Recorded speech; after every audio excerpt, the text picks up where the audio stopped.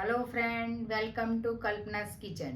Hello friends, YouTube ઉપર પહેલી જ વાર આ રેસીપી આવી રહી છે, એ પણ એકદમ ઓઇલ ફ્રી, હેલ્ધી અને ચટપટી।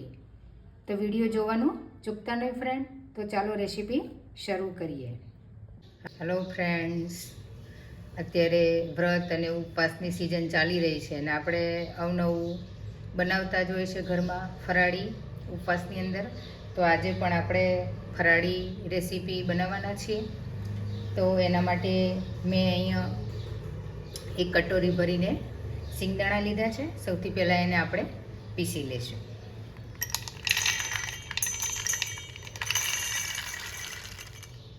આપણા જે સિંગદાણા છે એ પીસાઈ ગયા છે ને સિંગ છે એ મેં કાચા જ લીધા હતા અને તમે તમારા ઘરની કોઈ બી કટોરી છે એ સેટ કરીને લઈ શકો છો। આપણા સિંગ છે એ પીસાઈ ગયા છે। હવે આપણે એનો મસાલો બનાવવાના છીએ। મસાલો બનાવવા માટે આપણે આ જારની અંદર મેં અહીંયા 4 કાજુ લીધા છે। કાજુ નાખવા બિલકુલ ઓપ્શનલ છે, મેં ટેસ્ટ સારો આવે એટલા માટે લીધા છે। અહીંયા મેં 2 ચમચી છે એ કોપરાનું ખમણ લીધું છે, એ આપણે એડ કરી દઈશું। થોડાક મીઠા લીમડાના પાન લીધા છે એ એડ કરી દઈશું। 2 મરચાં અને થોડું પીસેલું આદું લીધું છે એ પણ એડ કરી દઈશું અને થોડી ધાણા ભાજી લીધી છે એ એડ કરી દઈશું અને બધું પીસી દઈશું। આપણા જે મસાલા હતા એ બધા પીસાઈ ગયા છે।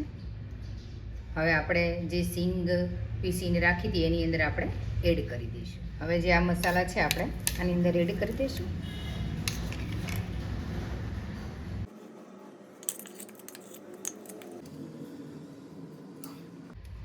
અહીંયા મેં 1.5 ચમચી દળેલી ખાંડ લીધી છે એ એડ કરી દઈશું આની અંદર। ખાંડવાળું તમને ન ફાવતું હોય તો એડ ન કરવી। હવે ટેસ્ટને એકોર્ડિંગ આપણે મીઠું એડ કરી દઈશું।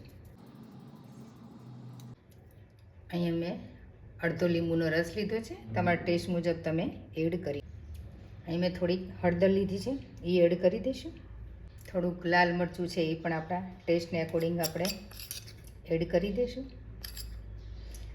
ફ્રેન્ડ્સ, આમાં તમે ઉપવાસમાં કંઈ પણ ન ખાતા હોય એ વસ્તુ છે એ એડ ન કરવી। સમજો કે લાલ મરચું છે કે હળદર છે એવું ન ખાતા હોય તો એની જગ્યાએ લીલા મરચાં છે એ વધારે એડ કરવા।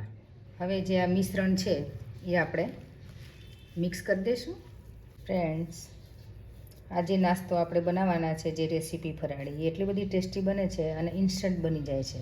તમે બાળકોને આ નાસ્તામાં પણ આપી શકો છો અને આપણે ઘરે કંઈ બી ઉપવાસ વ્રત હોય તો બી આપણે આ ખાઈ શકાય છે, એટલું ટેસ્ટી છે અને કંઈ ઇન્ગ્રીડિયન્ટ્સથી બી વધારે જરૂર પડતી નથી। જે સિંગ તો આપણા ઘરની અંદર બધાને હોતી જ હોય છે, તો આપણે એનો યુઝ કરી શકીએ છીએ। આવી રીતના બધો મસાલો આપણે મિક્સ કરી લઈશું।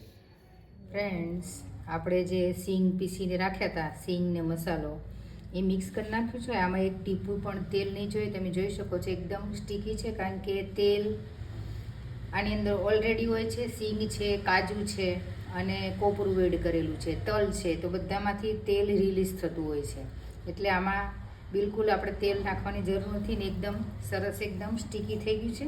હવે આને આપણે ગોળ ગોળ શેપ આપી દેવાનો છે, પૂરી જેવો તમે કોઈ બી શેપમાં કરી શકો છો। આવી રીતના થોડોક મસાલો લઈ અને આપણે આ મારી પાસે મોલ્ડ છે એની અંદર ભરી દઈશું। તમારી પાસે મોલ્ડ ન હોય તો તમે એમને ટીકી જેવું પણ કરી શકો છો। આવી રીતના ભરી અને આપણે કાઢી લઈશું અને શેપ આપી દઈશું। તમે જોઈ શકો છો એકદમ મસ્ત ગોળ શેપ આવી ગયો છે આપણો। આવી રીતના બધા જ આપણે પૂરી જેવો શેપ આપી દઈશું ટીકીનો। આવી રીતના તમે કાજુ પણ મૂકી શકો છો, એ પણ સરસ લાગશે। તમને ફાવે તો તમે રાખી શકો છો, નહીંતર એમ પણ એમને એમ પણ તમે ખાઈ શકો છો। ફ્રેન્ડ્સ, બધી ટીકી મેં તૈયાર કરી દીધી છે। તમે એને ટીકી પણ કહી શકો છો, સિંગની પૂરી પણ કહી શકો છો અને કટલેસ પણ કહી શકો છો। મેં થોડુંક મોલ્ડ મારી પાસે હતો એટલે મેં હાર્ટ શેપમાં પણ કર્યું છે, તમને નજીકથી બી બતાવું। હવે આપણે આને બેક કરવાના છે, જેવી રીતના આપણે કેકને બેક કરતા હોય એ રીતના કરવાના છે। અને બેક એટલા માટે કરવાના છે કે આની અંદર આપણે સિંગ ને બધું કાચું છે, એટલે આપણે બેક કરીશું એટલે એ ચડી જશે અને ઓઇલની આમાં જરૂર નથી। મેં અહીંયા કઢાઈ છે એ ગરમ કરવા મૂકી દીધી છે અને નીચે મેં મીઠું નાખ્યું છે અને મીઠું મારે યુઝ કરેલું છે. અને એની ઉપર મેં આ ઘઉં આપણે ચાળતા હોય એની ચાયણી મેં રાખી દીધી છે અને એની ઉપર આપણે આ ગોઠવી દઈશું. મારી પાસે હતું પણ થોડુંક નાનું પડે છે એટલે મેં આ ચાળી રાખી છે. હવે એની ઉપર આપણે બધા ગોઠવી દઈશું અને 5 થી 10 મિનિટ આપણે એને ચડવા દઈશું, એટલે કે બેક કરશું અને પછી ઉતારી લઈશું. બધું અંદર મેં ટીકી છે એ ગોઠવી દીધી છે. હવે 5-7 મિનિટ આપણે એને સ્ટીમ થવા દઈશું, એટલે કે એને બેક કરી લઈશું. ફ્રેન્ડ્સ, આપણી જે ટીકીને બેક કરવા રાખી હતી જોઈ લઈએ. 7-8 મિનિટ થઈ ગઈ છે, બેક થઈ ગઈ છે. અને અત્યારે ઉતાવળ નહીં કરીએ કારણ કે સોફ્ટ એકદમ હશે એટલે તૂટી જશે, એટલે આપણે ઠંડી પડવા દઈશું એને. ફ્રેન્ડ્સ, આપણી જે ટીકી હતી જે પૂરી સિંગની એ રેડી થઈ ગઈ છે. તમે જોઈ શકો છો એકદમ મસ્ત બની છે. બીજું મારે એ કહેવાનું હતું કે જે સિંગ છે એ ગરીબોની બદામ છે અને એની અંદર ઘણું બધું મળે છે. જેટલી વસ્તુ વિટામિન્સ અને મિનરલ્સ જે બદામની અંદર હોય છે એટલું સિંગની અંદર હોય છે. એટલે જે લોકો ખાઈ નથી શકતા, ગરીબ લોકો, એ મગફળીનો યુઝ આરામથી કરી શકે છે. બધા ન્યુટ્રિયન્ટ જેટલા બદામમાં છે એટલા સિંગની અંદર છે, એટલે લઈ શકે છે આરામથી.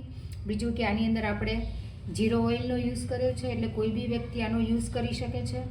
ડાયટિંગ કરતા હોય એ બી યુઝ કરી શકે છે. બિલકુલ નુકસાન નથી કારણ કે એકદમ હેલ્ધી છે અને આની અંદર ભરપૂર માત્રાની અંદર આયર્ન હોય છે. એટલે તો શિયાળાની અંદર આપણે ગોળ ને મગફળી ખાતા હોય છે અને બહુ જ હેલ્ધી છે. કેન્સરના સેલને નાબૂદ કરવામાં બી મગફળી છે ઘણી બધી મદદરૂપ થાય છે. બીપીને કંટ્રોલ કરે છે અને ઘણા બધા ન્યુટ્રિયન્ટ આની અંદર હોય છે. એટલે મગફળી છે ઘણી બધી આપણા બોડી માટે ફ્રેન્ડ્સ હેલ્ધી છે. એટલા માટે મેં આજે હેલ્ધી રેસીપી મૂકી અને ફરાળી બી મૂકી, એટલે કોઈ બી વ્યક્તિ છે એ આરામથી બનાવી શકે અને ઓછા ઇન્ગ્રેડિયન્ટ્સથી થઈ જાય છે. તમે જોઈ શકો છો કાંઈ પણ મહેનતની જરૂર નથી, ફક્ત આપણે સિંગનો યુઝ કર્યો છે અને ઘરના આપણે મળી શકે એ મસાલાનો જ યુઝ કર્યો છે અને એકદમ ટેસ્ટી એવી આપણી ટીકી છે એ તૈયાર થઈ ગઈ છે. હું તમને નજીકથી બી બતાવું અને તોડીને બી બતાવું. તમે જોઈ શકો છો કે એકદમ મસ્ત એનો કલર આવ્યો છે, શેકાઈને સરસ થઈ ગઈ છે. હું તમને એક તોડીને બી બતાવું. બહુ જ ફાઇન બની છે. તમે બાળકોને નાસ્તામાં બી આપી શકો છો. એકદમ મસ્ત એનો કલર આવ્યો છે અને ટેસ્ટમાં તો એકદમ મજેદાર બને છે. હું ઘણી વખત બનાવતી હોઉં છું ફ્રેન્ડ્સ, તો મને થયું કે ચલો આ સિંગ છે એ સસ્તા છે બદામ કરતાં અને ફરાળની અંદર ખાઈ શકાય એવી આ રેસીપી છે, તો બધા ફ્રેન્ડને હું શેર કરું. ફ્રેન્ડ્સ, આની અંદર કેલ્શિયમ સારી માત્રાની અંદર હોય છે, એટલે આપણા જે હાડકાં છે એ બી મજબૂત કરે છે અને ઘણું બધું આની અંદર હોય છે કે જે આપણને ઇમ્યુનિટી છે એ બૂસ્ટ કરે છે અને આપણને હેલ્ધી રાખે છે. ફ્રેન્ડ્સ, તો તમે આ રેસીપીને કયું નામ આપશો? પૂરી આપશો કે કટલેસ આપશો કે ટીકી આપશો? તો મને જરૂરથી જણાવશો. અને આવી ઇન્સ્ટન્ટ બની જતી રેસીપી તમને કેવી લાગી તો મને જરૂરથી કોમેન્ટ સેક્શનમાં જણાવજો. અને જો આ રેસીપી તમને સારી લાગી તો ફ્રેન્ડ્સ અને ફેમિલીમાં શેર કરવાનું બિલકુલ નહીં ભૂલતા ફ્રેન્ડ્સ. તો મળીએ આવા જ ફરાળી વિડીયો સાથે. તો બધા જ ફ્રેન્ડને જય શ્રી કૃષ્ણ, આવજો.